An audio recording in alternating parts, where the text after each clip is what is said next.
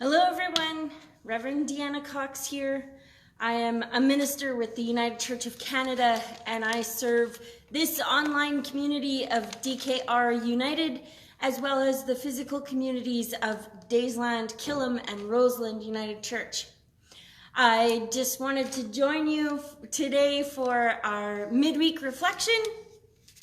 This upcoming Sunday is World Food Sunday, and so I was sitting here amidst the warm, cozy blankets that the Killam community, and actually even broader because there's a lot of people that support this project in various ways, but it originates from the Killam congregation where they send blankets to Bissell's Center in Edmonton for people in need. I know that's not food related, but it is equitable sharing related, and we'll talk about that in a bit. As I sat eating some leftover turkey dinner for breakfast, it was so good. I was thinking about the feasting that we've just done this week and the very next Sunday being World Food Sunday. And it's ironic almost to think about, we celebrate with feasting and excess, and then the very next day we're called to talk about how we can share our abundance. But it's also, I think it's also very timely in that it helps us think about that in a more profound way after we've just feasted till we're so full. One of the things that came to my mind is about food waste. And I know growing up on a farm, we had very little waste. And I actually lament that's one of the things that I miss deeply about moving to town is because I don't have the creatures to recycle my food waste like I used to growing up. And I know there's composting, but there's certain items that you can't compost that you could like feed to pigs or cows or, different things like that. And so I miss that. And I'm very cognizant of the amount of food that goes into our garbage. And I struggle with how we can eliminate that. So I invite you to think about your own food waste and ways that you can start to minimize that, perhaps in shopping differently or in using what you have more wisely, or finding someone that you can share some of this food waste with. Maybe somebody that has pigs or chickens or things that can use up some of the waste produce that we have. And then I think about, okay, if my household is generating this much food waste, I think of like all the restaurants and the grocery stores and the hospitals and the list goes on and on and on. And just about how we can, as people, advocate for better sharing of those resources and better use of the resources that we have. The other thing that I was thinking about is food security, and that is also tied in with the just sharing of our resources. I have a deep concern about how centralized, I guess, or monoculture or even decentralized, if you will, our food production has become. Centralized in that we now have these mega farms that produce one type of thing, whether that be grain or animal or, whatever. And then we see these crop failures happen, and it severely impacts everyone. And so I struggle with how we can fix that and how we can improve our food security, because I think we all got a taste of that through this pandemic when, like, it might have been toilet paper or wasp spray, but there's shortages that we are experiencing. And I think we're starting to realize that when we outsource so much of our lives, and that it can get scary. So how can we bring that food source in particular back into our realm of influence?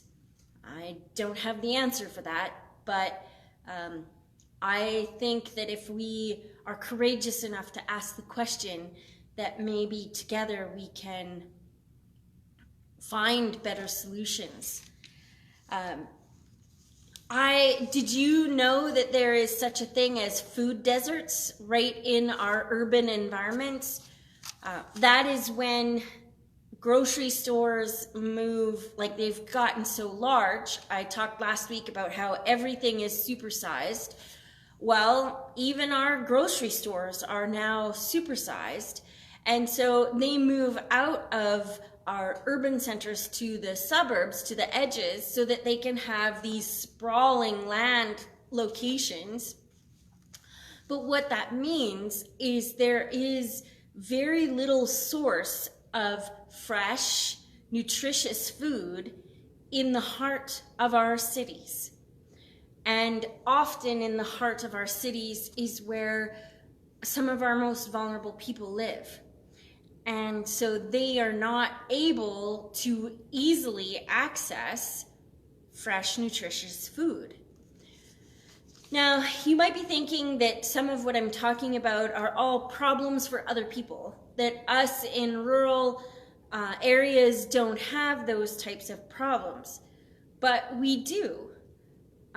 If I know there's communities that are in danger of losing their grocery stores, I know the prices is we need to shop according to our best use of our own finances. But on the other hand, we need to support local business so that we don't end up with a food desert in our community. So there's something else to think about.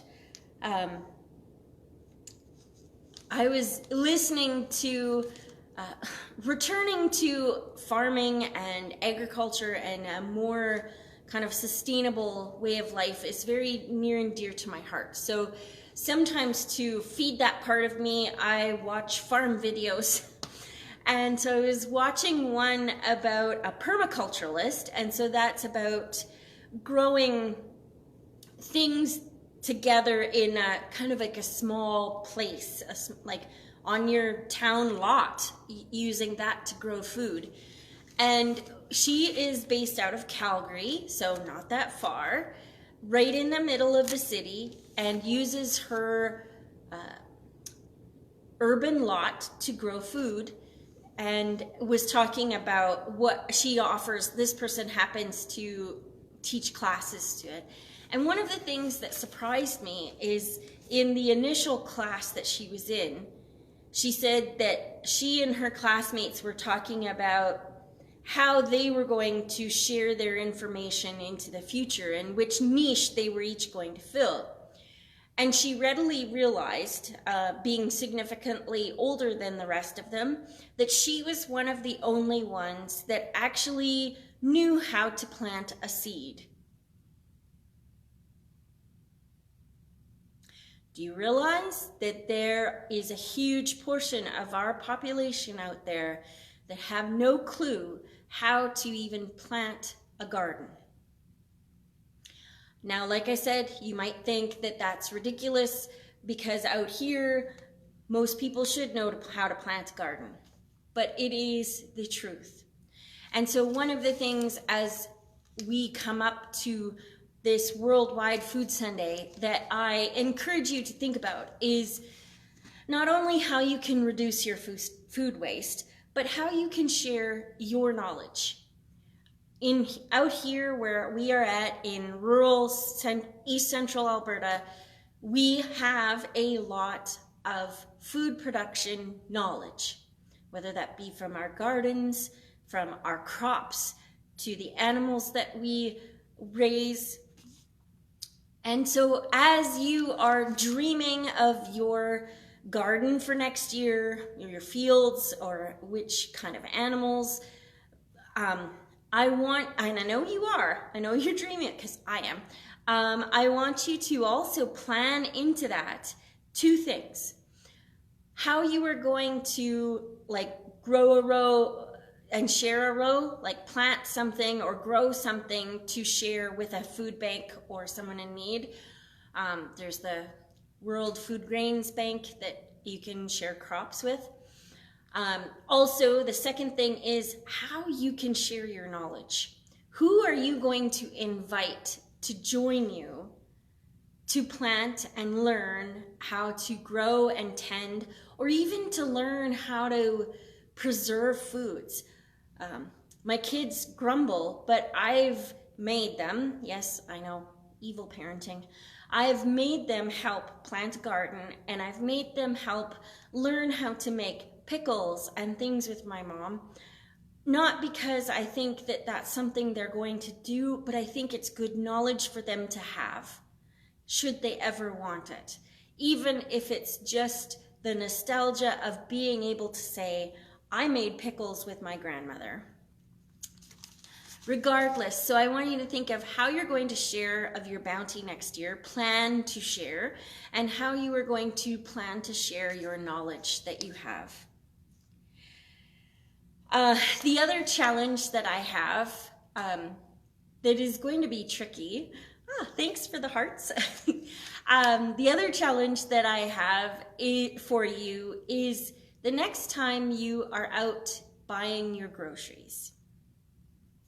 I challenge you to take the value of 10% or more of your grocery bill and donate that amount in gift cards to a food bank or some kind of center that helps people get back on their feet or supports those in need.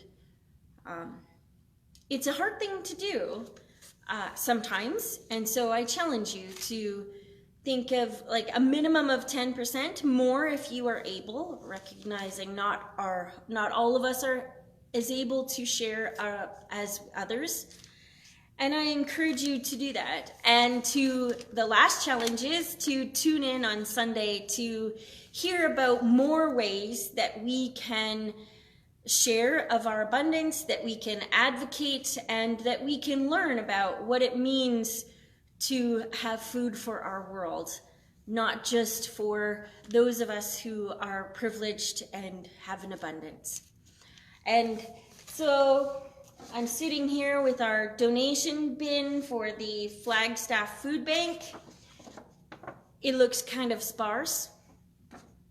So if you are planning on attending in person, I encourage you to bring an item for the food bank, or just to go and give an item to the food bank of your choice.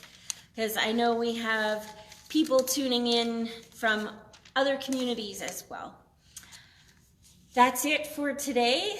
I hope you've enjoyed this midweek reflection on World Food Sunday. And I hope you tune in to our services on Sunday. We do get them up on YouTube, so look for it there. It may not be right on Sunday, but it gets there eventually. And so, yes. Oh, and final reminder is on October 31st, we are encouraging folks to dress up for service in whatever way you feel most comfortable, either in a Halloween costume, or you can dress as your favorite saint, meaning someone who has been like a saint to you, or that is actual a saint if you follow those. And yeah, just come for a Sunday of fun. That is a joint service in Daysland at 10 o'clock on October 31st. So take care, everyone. I hope to see you soon. God bless. Bye.